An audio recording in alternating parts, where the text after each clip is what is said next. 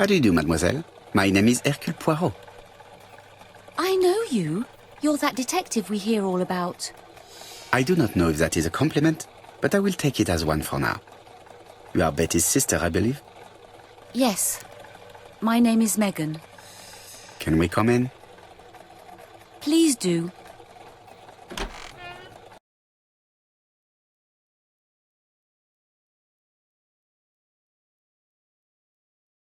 My parents are at the police station. I doubt they'll be up to speaking to you later. Do not worry, we will not bother them. Did you know your sister's plans for yesterday evening? No. I arrived by train this morning. My parents called me in a panic when they discovered that Betty had disappeared. She went out last night, but she didn't tell them where she was going. What was your last conversation about? Her new dress. She wanted a pair of black stockings to go with it. Mother brought her a pair. The very day it happened. She was crying. And to think that Betty never even wore them. Poor Mummy.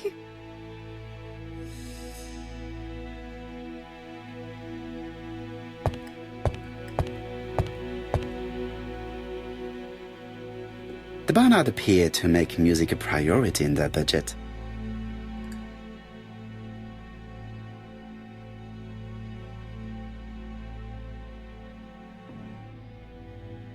Their home is modest, but the Barnards are definitely music lovers.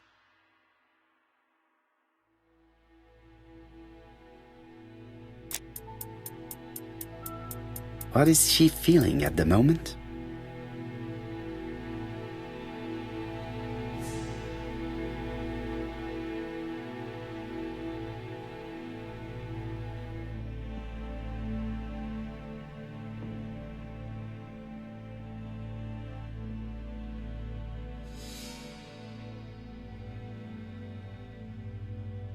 Mr. Poirot, I don't like being stared at. If you have something to say, would you please say it to me? Betty's older sister is not just sad, she is angry.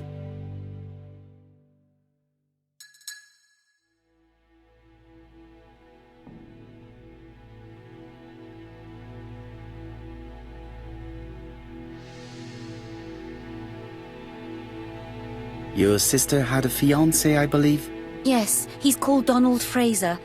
A very nice man.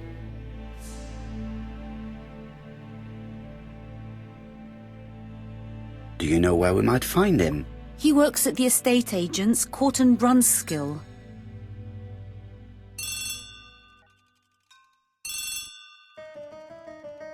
Oh, excuse me, I have to answer that. But of course. Betty's room is opposite the stairs on the first floor. Feel free to take a look if you think it might be useful.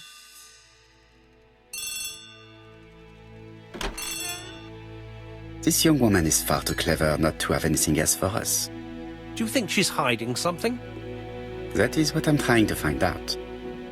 Surely you don't think she did it? I did not say anything of the sort. But young women always ruin your judgment, Hastings. Who knows, maybe Megan was jealous of her attractive young sister.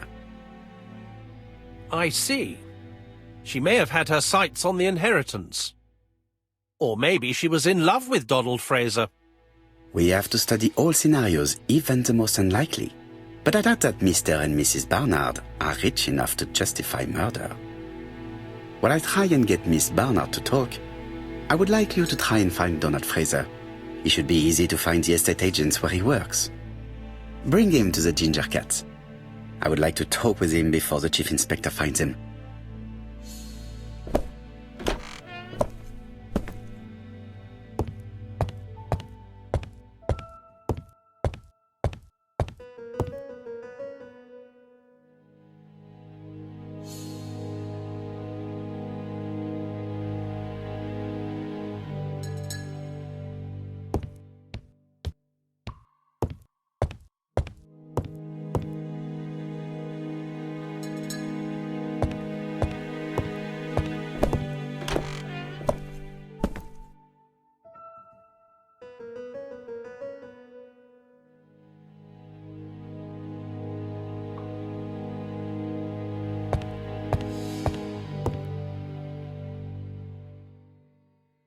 It looks like Betty was also a music lover, the same as her family.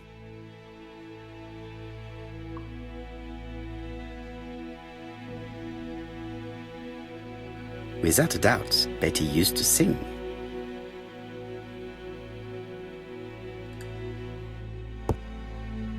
Looking at all the clothes she took out, Betty must have had a problem deciding what to wear. Maybe she had a date?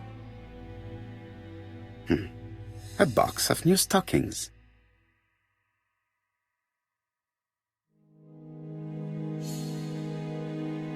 It looks like Betty has a very busy life.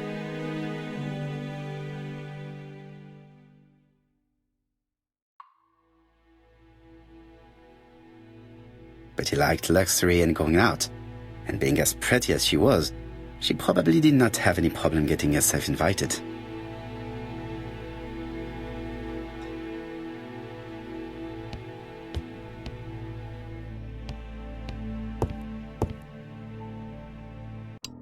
Something on this clock bothers me.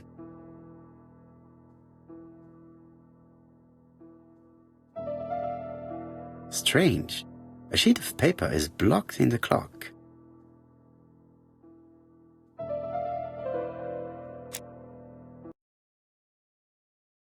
A record sleeve with a handwritten title. Betty must have recorded the demo. I'd be interested to hear it.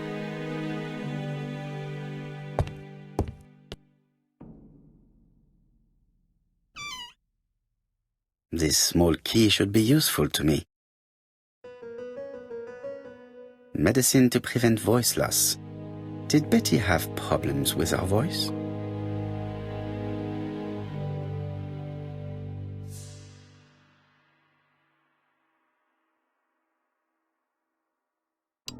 Something on this clock bothers me.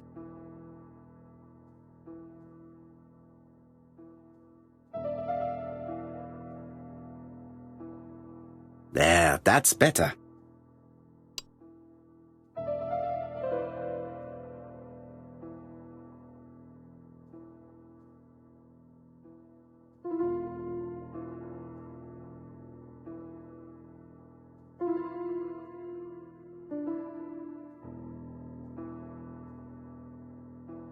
This metal disc is stuck.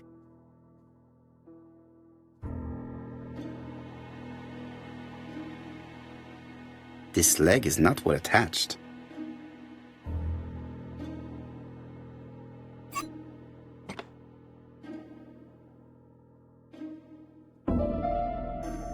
This decoration appears to be firmly fastened.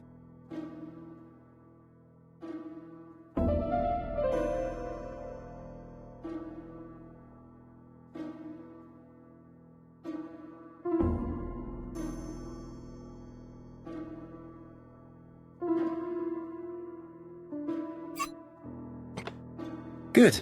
It should be possible to open the wooden panel. Look! A key! This could be useful.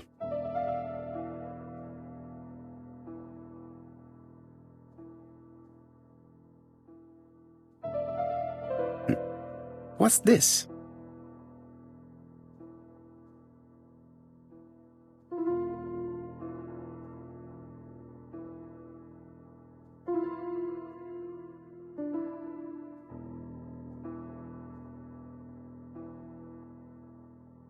What a strange mechanism.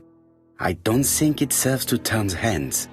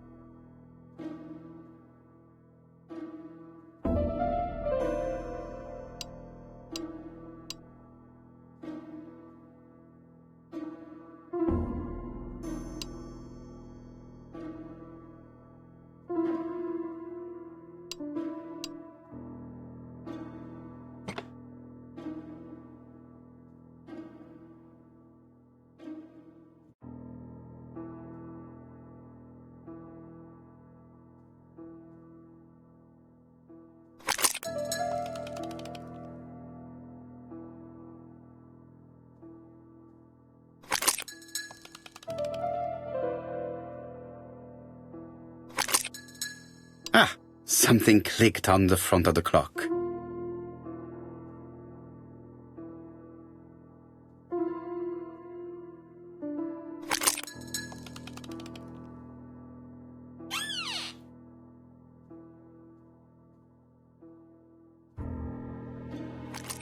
This could be useful.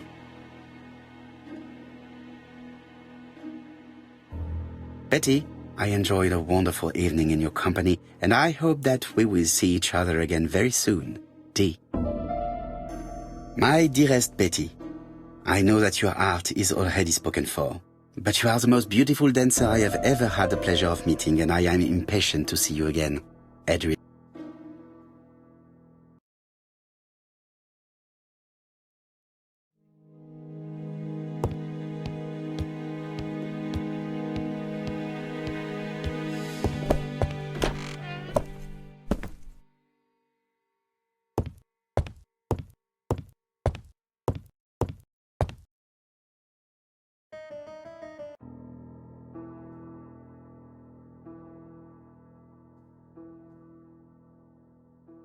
Let us see. What is this cupboard hiding?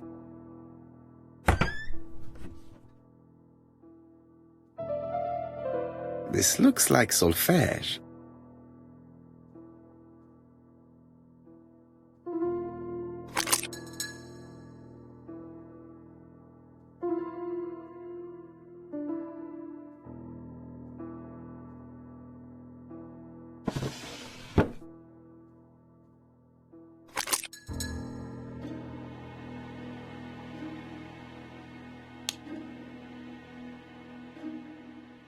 There is bound to be a clue somewhere.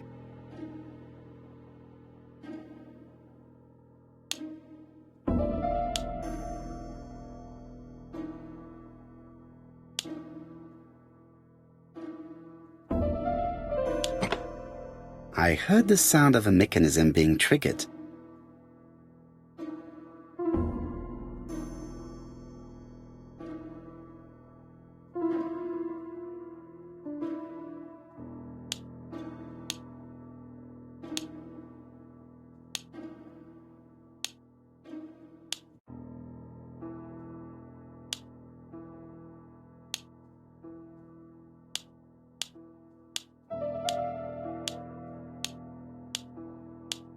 I just have to put the record on the gramophone and start it.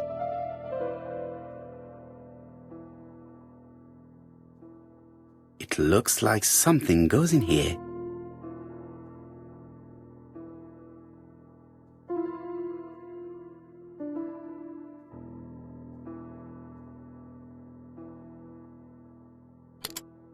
That doesn't work. I must have forgotten a step.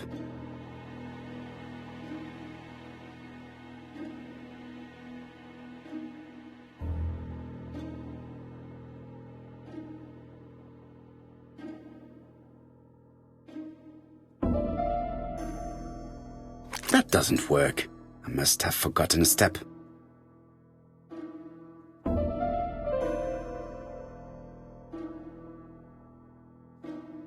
It looks like something goes in here.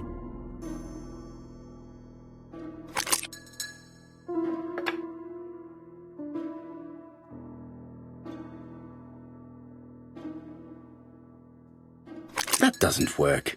I must have forgotten a step.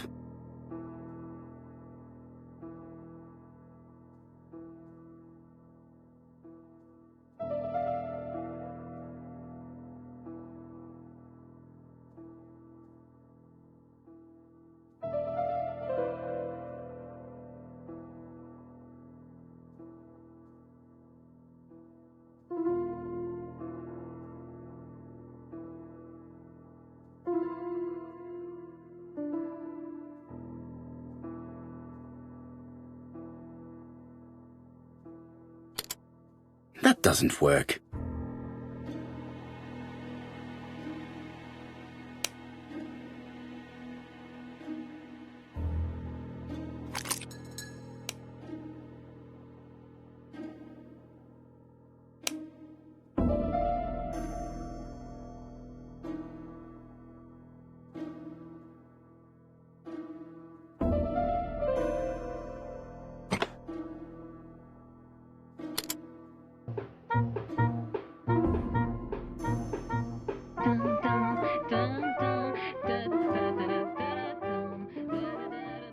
Donald, we're in the middle of recording.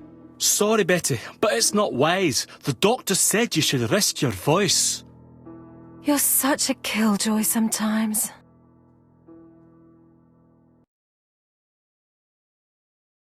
Betty was such a good singer. It's true. Did she have any problem with her throat? Yes, she had to be careful with her voice. Of course, she didn't follow the doctor's advice. If Don didn't insist, she... Well, it's too late for all that now.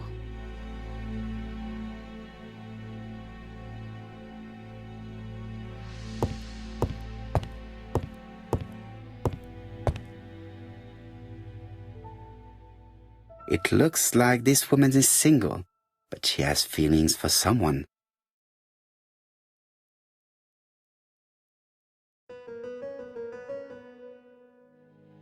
She is looking so intensely at this photo. But is it really her sister that she's studying in this manner?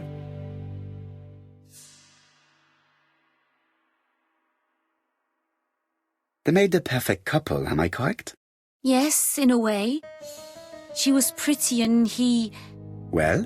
He's a bright man, with a promising career ahead of him. He would have made Betty a good husband. He was always attentive and generous. Oh, a true gentleman. I hear a note of envy in your voice. You must have heard wrong.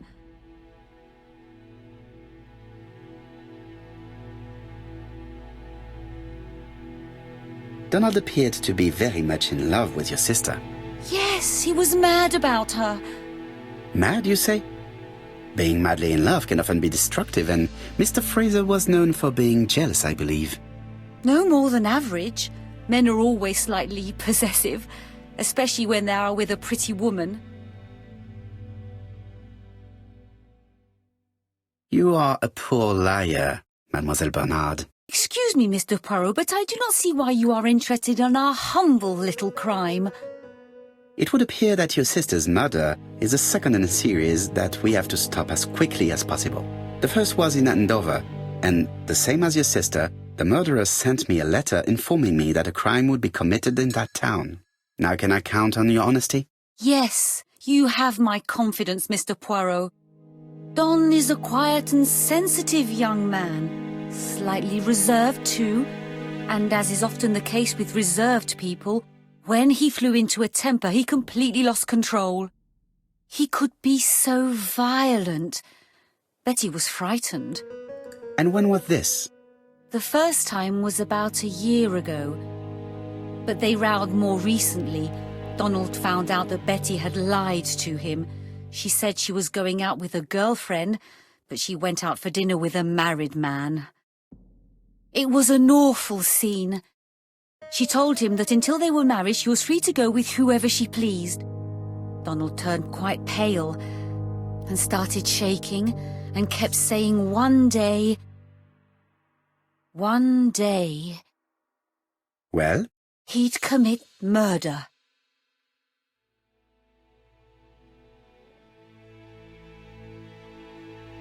So you were afraid that he would become our main suspect. I know that Fraser was jealous, but I wonder why you feel the need to protect him. Exactly. Had you not told me about the case, I would never have dared to tell you about this little matter. Don loved Betty with all his heart. I can't imagine for one instant that he would hurt her. Very good, Mademoiselle Barnard. Thank you for your help.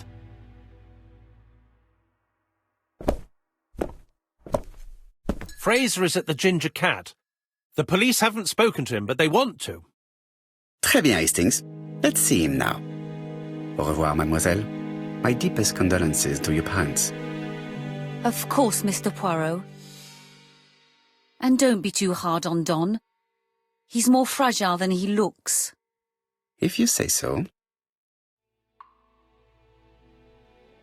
Let us now try and get our brain cells to work.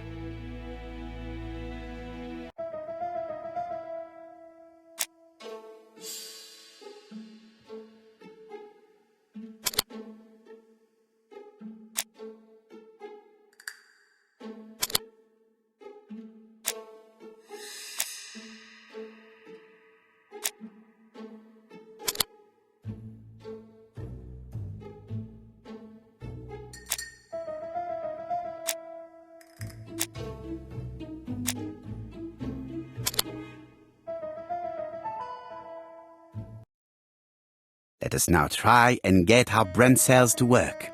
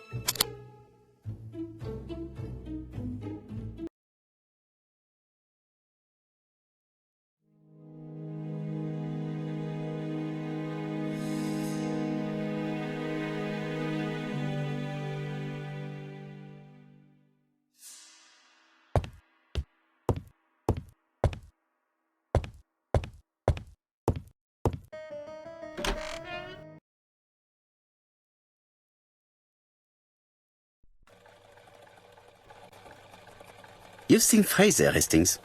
What is your feeling? He's a big chap. Fragile isn't exactly the word that springs to mind. I talked to his landlady before seeing him.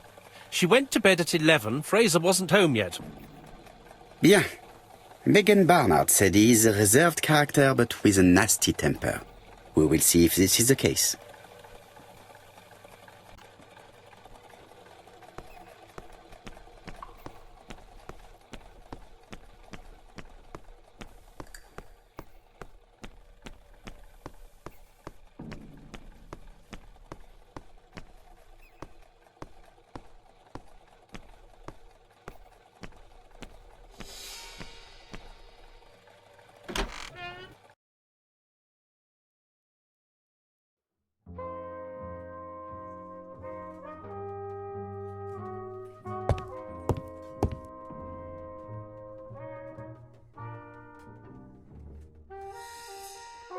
How do you do, Mr. Fraser?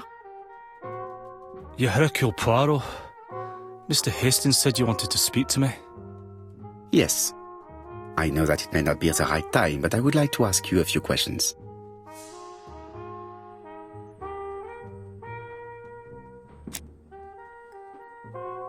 This man looks suspicious.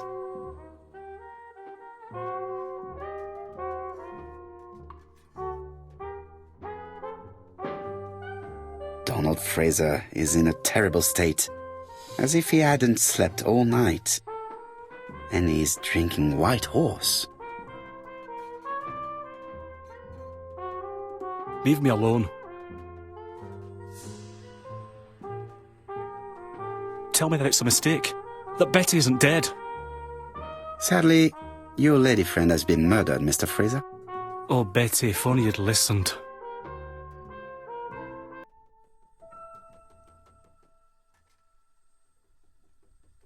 Did you visit Betty yesterday afternoon? No, I haven't seen Betty for 2 days.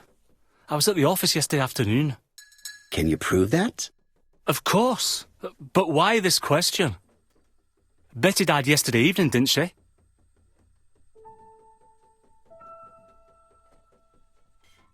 Betty was murdered during the night, but that does not prove that she did not meet a murderer earlier in the day. So am I a suspect? Everybody close to Betty is a suspect, Mr. Fraser. I would be a very poor detective if I did not examine all possible eventualities. Do you know what Betty's plans were yesterday evening? She said she was having dinner with her sister. Yet, Megan only returned to Bexhill this morning, Mr. Fraser. I didn't know. Right. May I ask you what you were doing yesterday evening? I spent the evening working. Your colleagues can confirm this? No, I often take work home with me. You are lying, Mr. Fraser. As was Betty when she hid the fact from you that she was seeing other men. Betty was a very decent young woman. How dare you sully her memory?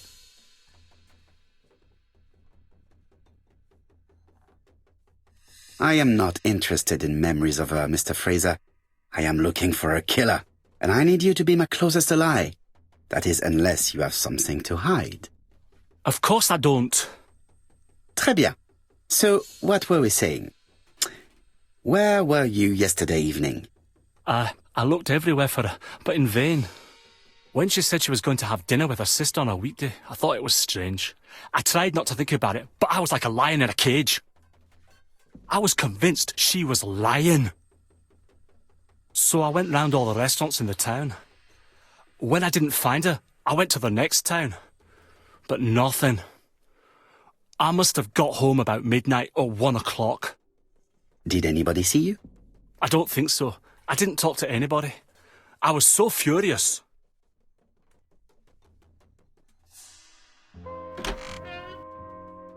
Ah, I knew I'd find you here, Poirot. I thought the victim's young man was here. Yes, he's all yours, Chief Inspector. Let us now try and get our brain cells to work.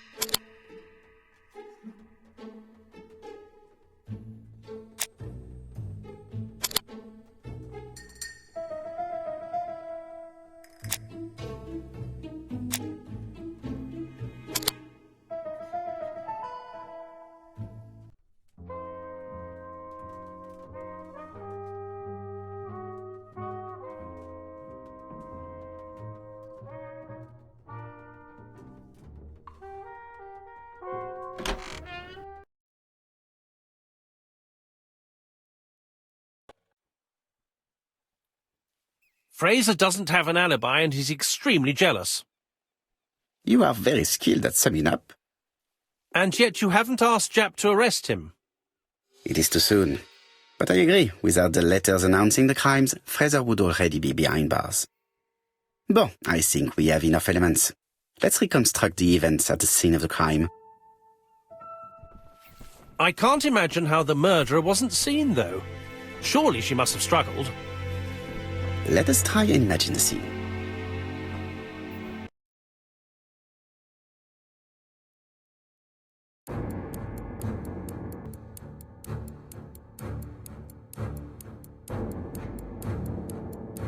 The killer and the victim are walking on the beach.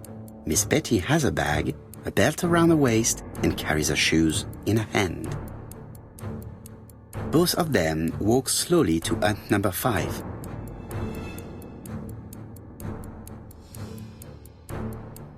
Both of them walk slowly to hut number 6.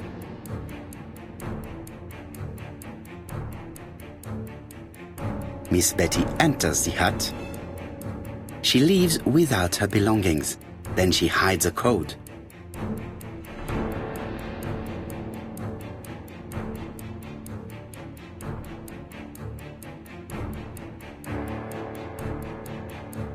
They keep walking. Then she removes her belt. The murderer moves behind her and then attacks her by surprise. The body falls, lifeless, on the sand. Everything appears to match the crime scene, mon cher Hastings. That is exactly what happened.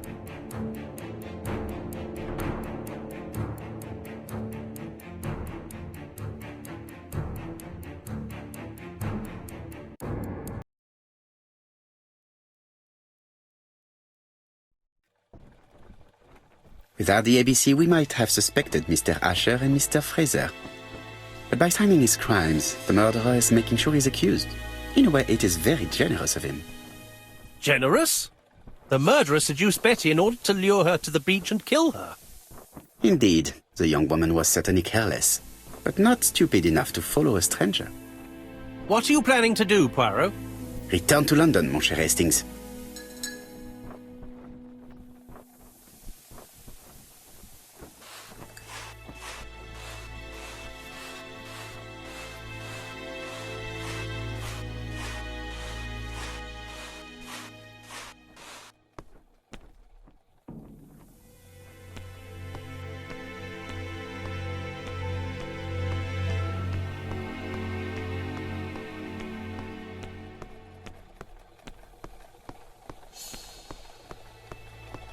Right, back to London.